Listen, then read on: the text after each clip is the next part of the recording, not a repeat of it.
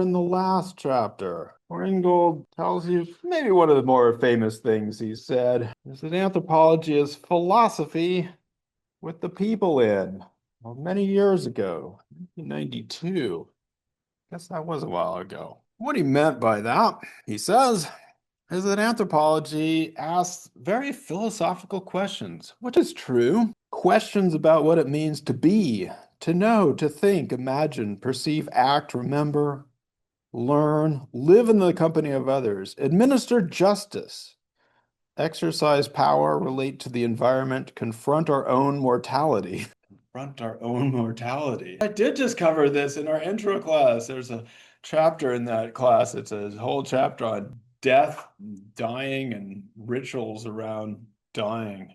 So at the end of the class, I asked them if there was anything they wanted to know about dying.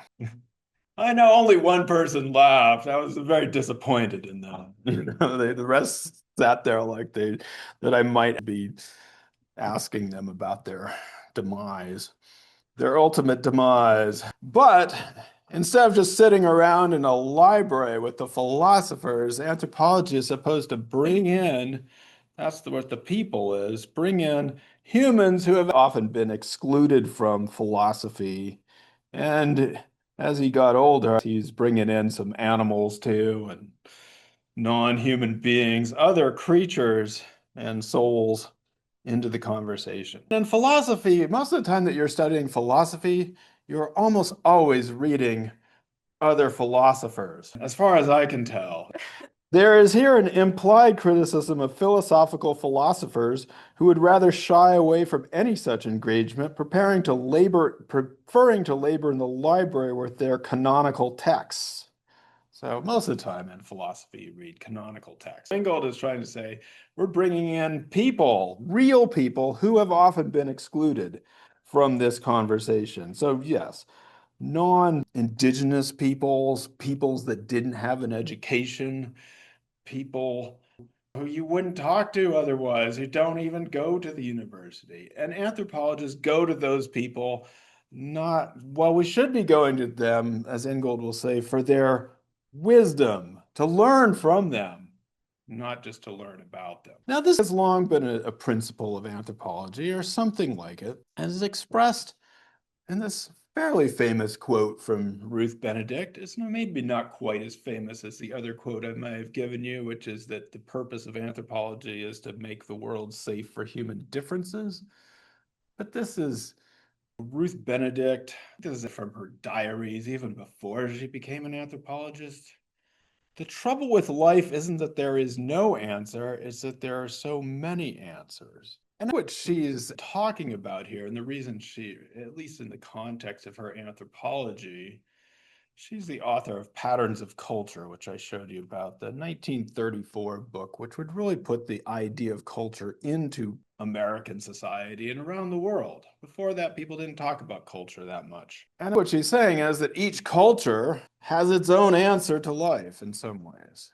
So the problem is that there's no answers, just as, wow, there's so many answers and we can go around and find them. So anthropologists in general, and I would say the Patterns of Culture, Ruth Benedict fits into this, preferred the idea, instead of the idea that there is only one world, that there are many worlds. There's many answers to life. There's all the people in the world and they all have their own answer. Now, why would anthropology, let me just give it a little more of a zing, especially in the 1930s in the United States, why would we prefer, anthropologists, a many worlds or a many cultures approach? We're between the wars, we are, but things like eugenics are around.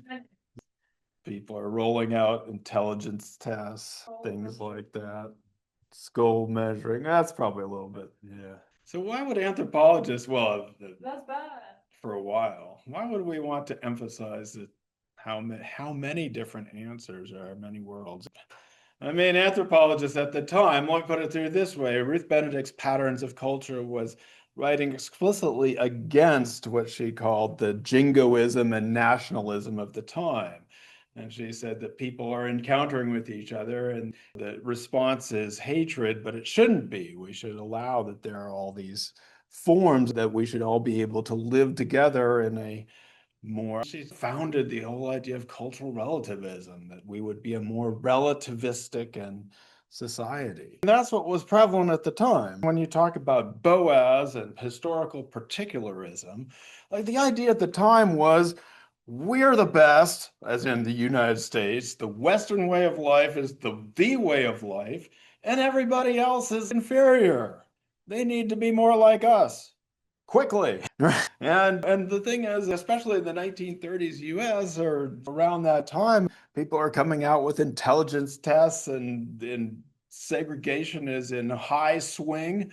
Jim Crow laws are back on the books. So for the anthropologists who are trying to fight against this, I'm talking about the anthropologists who are trying to fight against this idea that there is only one way, the white way. And that was what was coming around. Anthropologists would emphasize that people have each their own world, their own answer, and that those answers were valid answers. There are many answers to life. There's not just one answer.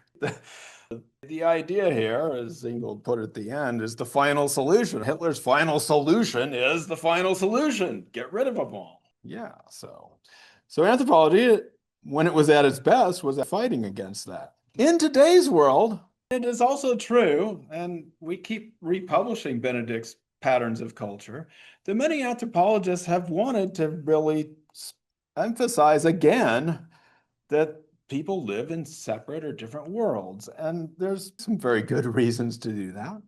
For one thing, ever since at least September 11th, 2001, there's been a whole lot of revamping of stereotypes about savage, evil, barbarian others, which the whole conflict in the Palestinian situation right now, or has been for many years, is a part of that is comes from this idea that people are off in their own their evil world. And so anthropologists have wanted to fight against some of those stereotypes that we thought were gone, but they came back with a vengeance. And on the other hand, as I'm sure you know from what's going on in the Trump administration right now, there's a reassertion of this very strident, our way is the right way. Whiteness is back, baby, is what I would say.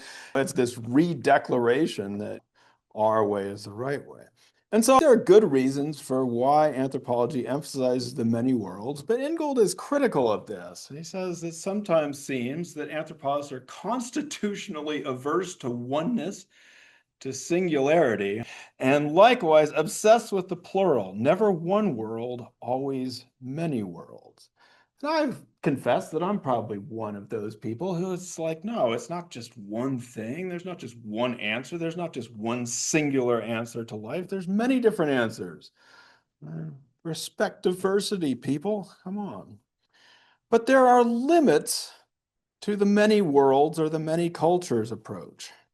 First of all, does the many cultures approach get rid of that universalism which we were against? Let me say what the universalism was. As I've been saying, it's that only some people have culture, elite Northern Westerners. Only some people have art.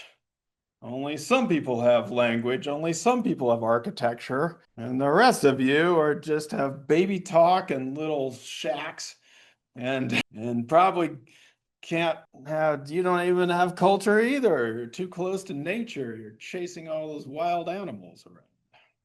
So by saying that there are many cultures, many different cultures, does that help us get rid of this Western universal ideals? No, because the white person can still say your culture is lame. Well, that's one part of it. You can also say they're lame. That is true. And we'll get to that.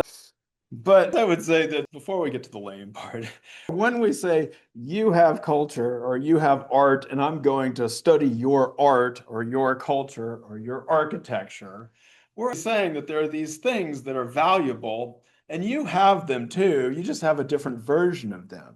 But we're not questioning the root values of that. So we still impose the universalism on the rest of the world because we're saying that everybody has culture, but we just do it in different ways. Everybody has art, but we just do it in different ways. Everybody has architecture, but we just do it in different ways. Don't get me wrong, I far prefer that to you guys suck and you're not biologically capable of architecture. But yes, there's a different end to this, which is, does the many cultures approach get rid of the potential for ethno-nationalism? And you can be like, yeah, we are so different. We have totally different cultures and art and language, and you guys need to go over there because you're too different from us. And maybe your way is fine, but can you do it over there? Don't come over here. I like my way here. You see what I'm saying? There can be some parallels between the very fierce kinds of Afrocentrism where everybody belongs in their space. And our guest speaker talked about that a little bit. And that's why he was so cool. He was saying, I'm not just valuing African values because they're Africa, and I'm trying to see them as a real alternative to the West. Because maybe the new cultural ideas are better than the old biological ideas, but they're still can be pretty harsh. This is the reason we have to keep republishing the old anthropology, because we haven't vanquished these old ideas, and we can perpetuate them. So what Ingold is trying to do, and I'll confess that sometimes I feel like he is repeating himself over and over in this chapter, but there's a reason for that, which is that these ways of thinking are so ingrained in us. He's trying to layer metaphor upon metaphor, but we'll try.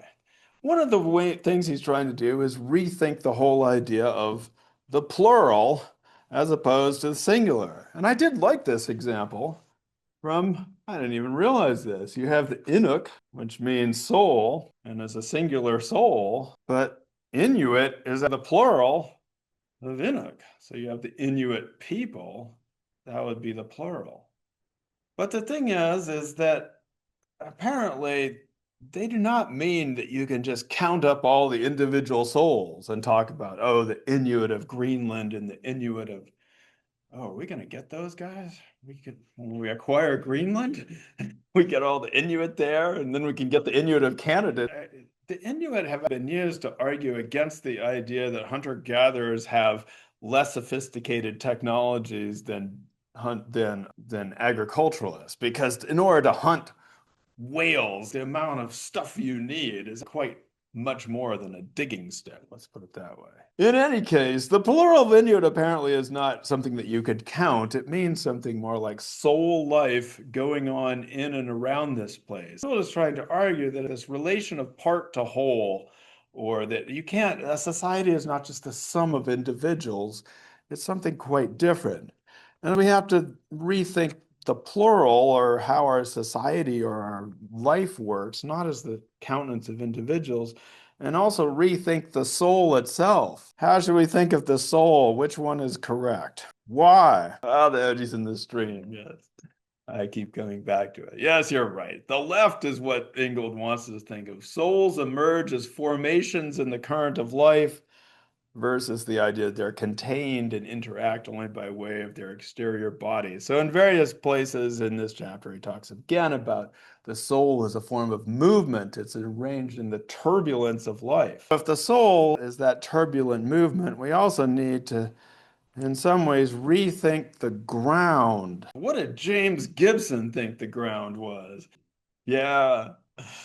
Gibson is the one where the ground is the plane of indifference and everything just plops on it. So there's my plane of indifference. This is the idea that the ground is just a floor or a platform or a hard surface that we put things on. Is anyone a New York City person? When they drop something on the ground, they call it the floor. You've never heard this? I've never heard No, they'll be walking down the sidewalk and they'll drop something. They pick that up off the floor. For them, it's all the floor. So, in Gibson's view, this was crazy. And it's, by the way, this has nothing to do with Suzuki's view. It's the opposite. Just it's related. They're still talking about the ground. The furniture.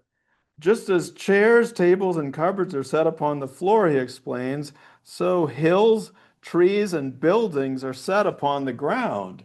This was hard for me to even think about. I can understand a building being set on the ground, and we talked about that, how they're driving down the road and they plop a building down, so I know about that one. But trees? Setting them on the ground? That's... Oh, we'll get to that. The hill, though, that got to me. You're setting a hill on the ground. That seemed weird unless you're building an earthwork. Yeah. Oh, maybe some of those landfills. Did they grow up? Yeah. Boom, boom, boom. Anyway, so this is Gibson's view of the ground. It's the floor, just like the New Yorkers. Whereas Suzuki has this ground of differentiation. What's that like? Yeah, the ground is, you don't plop a hill. The hill is the ground, for God's sakes. Come on, people. You don't plop a hill onto the ground. That's ridiculous. So you have the hill, and the tree obviously grows out of the ground. You don't plop a tree into, well, if you're planting a tree, you plop it into the ground, but it still has to grow out of the ground. That's the whole point of a tree. And Liv says that that tree is just a house waiting to be, well, but it's not necessarily that far-fetched because of the Japanese floorboards. That's what you meant. I was looking for traditional Japanese stuff. This is updated, but I like it because it's all wood. You got the wood in the ceiling and the wood on the floor. It's all wood. Yes, it's the picture. It is the picture. I really like this Suzuki thing. The floorboards of the traditional Japanese house, Suzuki tells us, virtually grow into the inhabitants who walk them, which may be why the whole you don't want to wear shoes in an Asian house, because your feet might not grow. Just as did the trees from which the boards were made once grow from the earth. There you go, Liv. Here the ground is no more indifferent to the trees than are floorboards to people. Rather, trees and people arise from the earth and from boards, respectively, in an ongoing process of differentiation. And you have we talked about this only one class ago, how you'd have the tree grows and then it's cut down. It has a second life as it covers us up and cares for us. All right, maybe that's not the best floorboard. Maybe that's not the best architecture, but still, the floorboards, you grow into people or you grow into them. So now, for most of us, what Ingold is saying is it corresponds to our idea of what diversity is. So let us say that I'm here and I look around and I say, there's not much diversity here. I need some more diversity. Boom. Now, usually, if you think about the way diversity is thought of in our society, as in there's either too much of it or too little of it, we're usually quantifying it. There's not enough, there's too much diversity or not enough. And to get diversity, as Ingold says, you cut people out from somewhere else and you bring them in. So bring in some more diversity. And I say, hey, we need another person. And then these people say, wait a second, there's something missing here. We need more diversity. What should we bring in? I was hoping you'd say. Oh, a woman. That's so true. I thought about that. This is our vision of diversity. It's like, wait, we need a woman in here. It's not diverse. Yeah. Is this enough diversity? Do we have enough? This idea that it can be added and subtracted from life. So in this other view, we have, so that was my view. Now the left side is the bad side. The figure is mounted on the ground of indifference. There it is. The ground is indifferent to what is on it. The figure arises as a fold in the ground itself. I once tried to draw this for you before. Yeah, I did. People as folds in the ground, emerging out of the ground. Yeah, revisiting some stuff here. So the difference is between diversity and differentiation. So, issues of diversity are hugely political right now. And how should we think of that? And obviously, the cutout model of diversity where people plop in and plop out has been a failure. I mean, it's easily discarded, let's put it that way. But if people are folds in the earth and you can't discard them, you can't cut them out without losing a part of yourself. If you're saying that human difference is not just as diversity, but is essential to our survival as a species, then I can't leave you out. Diversity and differentiation. The sheet, the creases. Yeah. Imagine lifting a sheet to form a crease. We register the line of the crease, yet the crease is still in the sheet. So again, he's talking about how differentiation is different from diversity, because diversity is when you take something out of place and you put it all together, plop, plop, plop, plop, plop. Whereas what he's talking about is differentiation, where it's the ground and the fold. And so if a wave is a fold in the earth or a cloud is a fold in the sky, it's like this. You have a crease. The crease hasn't, you can still see the crease, but there's nothing different about the sheet. The sheet is still the sheet. So that every distinguishing feature arises as a fold in the ground. I'm coming out of the fold. And try again. Just as with the crease in the sheet, the particularity of the singular life distinguishes itself from the universality of life itself. The life of the soul from soul life without the universals distinguishing itself from the particular. So you can have particular and universal, but they're not opposed. You're going along in your life and you have your life, but you're part of life, the big life too. So the universal. How should we think of the universal? That sounds good. As part of this, maybe if you reorganize Ingold's sentences, so he said all the things it was. So the universal then is not the lowest common denominator. Okay, so it's not the lowest common denominator. It is a field of continuous variation.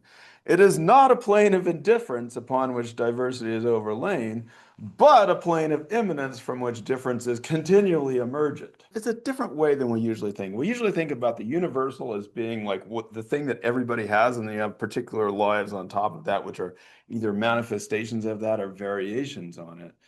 But in this world, it would be a plane of immanence from which difference is continually emergent. So here's the question is, if my soul is just a crease fold in the world of turbulent movement, how can I act as an individual? Right? Because who's me then?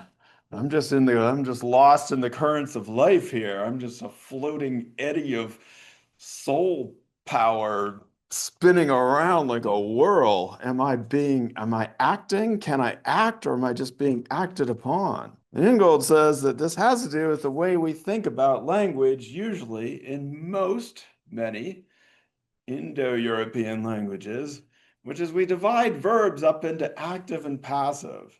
Now, Ingold's a little more careful here. He says, however, many non-European languages, as well as Indo-European in earlier times, such as in classical Greek, recognize what linguists call the middle voice of the verb, which I don't know what that is because I only have is active and passive.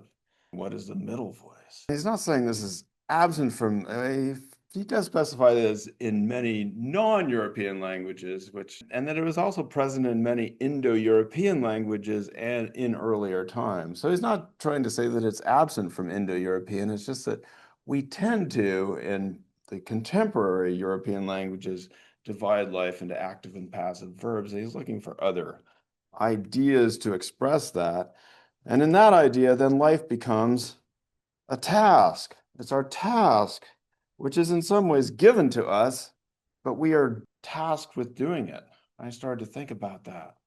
What is my task in life?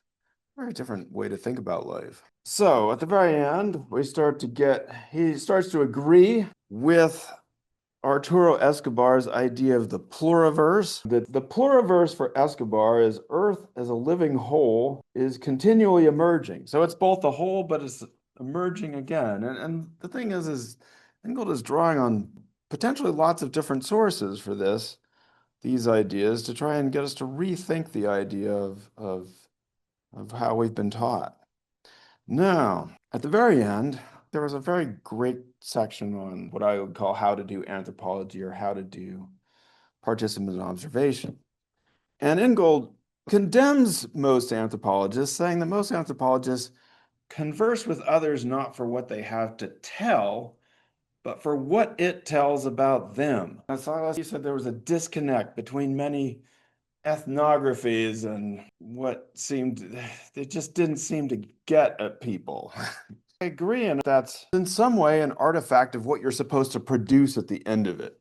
So even if you interact with people, soul is individuals, at the end you're asked to write about them as a culture, and you're supposed to turn it in as your ethnography of the culture. What Ingold is saying is here that what anthropologists do is they momentarily align, maybe it's 2 weeks, maybe it's 2 years, but it's for a time they're with the other people, only to shear away into the stance of interpretation and analysis. So you do your research and then you come back and you write your thing.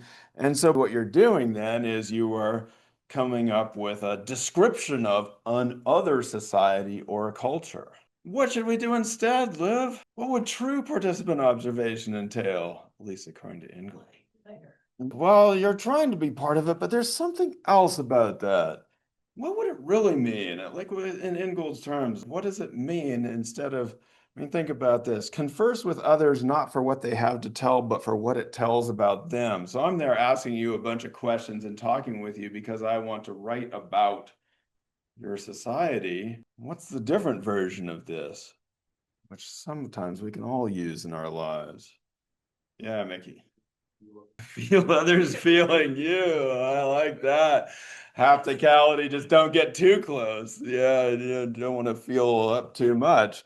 But true participant observation would be to join in the conversation and talk to them in the hopes that they're going to tell you something that you can take as real wisdom, not just like this is their wisdom about their society. No, this is wisdom about me and my society and my life.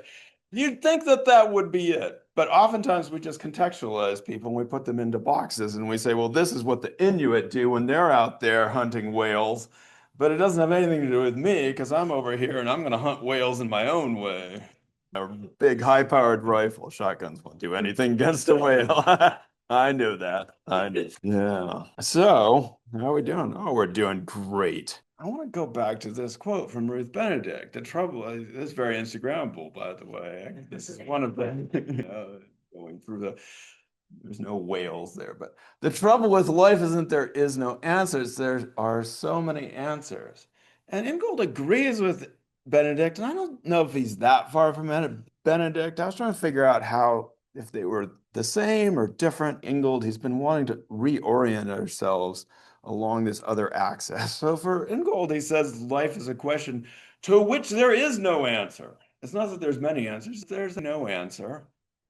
But in this one world of ours, we are all tasked with looking for it, and it is in the search that all life is lived. And it is just as well that there is no final solution, thank goodness, for that indeed would put an end to us all. Ingold is not trying to overturn the world here. He's trying to introduce us to another axis of life. And I appreciate Benedict's work on this. I really do. But this one is perhaps more important. That could have been the end, but there's a couple more things to talk about. I know. Which is, why are people different? Why are people different? First, he says, why people are different not because they belong to other worlds. So that's what we know. It's not that we're all living in different worlds, but because they are, that's one of my favorite Ingold phrases. They are fellow travelers in the same world. And it's one of my favorite Ingold phrases because I looked back into his perception of the environment when he talks about hunters and gatherers and scientists, and he says they're not different. He has this wonderful phrase where he says, the people who call themselves scientists and the people who the scientists call hunter-gatherers, because it's the scientists who call themselves scientists and also call other people hunter-gatherers, are not separated out because they're in different worlds. He wrote that they are fellow passengers in this world of ours. Now, 20 years later, I looked it up. In the first book, he uses the word fellow passengers a lot, decent amount. But here, we're fellow travelers. What do you think? Yeah.